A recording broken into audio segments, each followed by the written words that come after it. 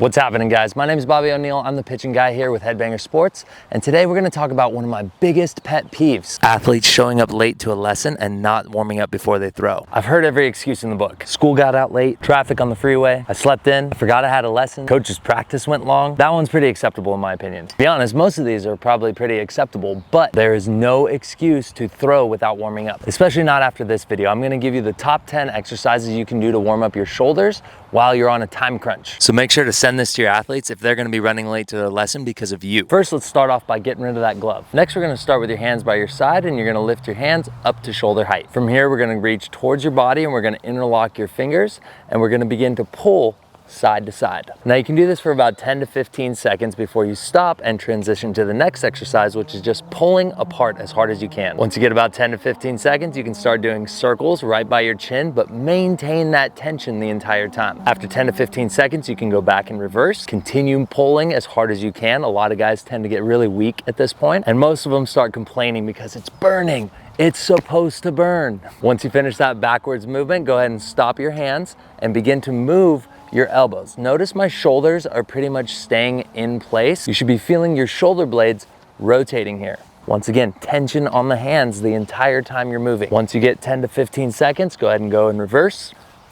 Literally needed a mini break. Once you finish that reverse movement, go ahead and give it a pause and push your hands together to relax the back of your shoulder blade. Moving up into the next exercise, you're gonna take your hands, you're gonna push your hands together, your elbows together, and you're gonna bring your elbows up to shoulder height. The common mistake I see here is athletes want to flare out their rib cage. You want to make sure your rib cage stays down, and then when you move up into this position, you're really trying to feel the elbows out in front of your body and up at shoulder height with a tight core. From here, you're gonna push your elbows and your hands as hard as you can together. Once you get 10 to 15 seconds, you're gonna open up your hands to where your palms are facing your face, and then repeat that same pushing movement. Once you finish that, you're gonna rotate your hands away from your face and do it again. Once you finish those movements, you can move into a static stretch position and stretch across your body here. Then you can open it up to the other side and stretch your opposite arm. Then you can go up overhead and grab your opposite elbow and pull it straight back. Once you get that side, you can release and switch over to the other arm. Then I like going through a series of arm flips. You can simulate a fastball position with your hand, then a curveball, then a changeup. Notice my elbow position on this one is at shoulder height the whole time, and I'm not dipping my elbow when I'm moving through that pattern. Visualize an L shape or a field goal while you're moving. After that, I like to warm up my back, so I do a little rotation here to feel the core getting looser and the back getting more limber. Then you can bend your knees and begin to rotate down and maintaining that same rotational torque. Then I like to get my lower half involved, where I begin by rotating my hip and then rotating my upper body after. It looks something like this.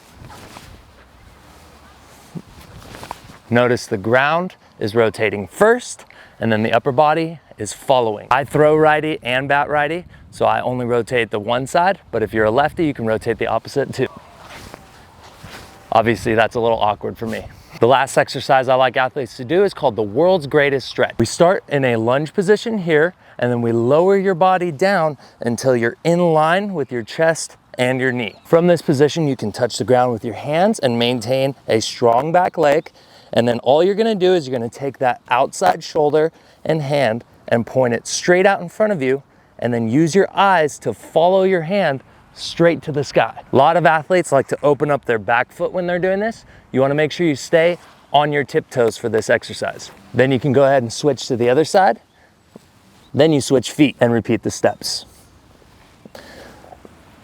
Obviously, your body needs a lot more than just that, but that should do a great job of keeping stress off your Thomas Jonathan and keeping you guys healthy and helping you maximize your time in that lesson. Now, athletes, one last thing I gotta remind you of. That guy you're paying for pitching lessons isn't your stretch coach. He's not in charge of watching you stretch. He wants to watch you pitch.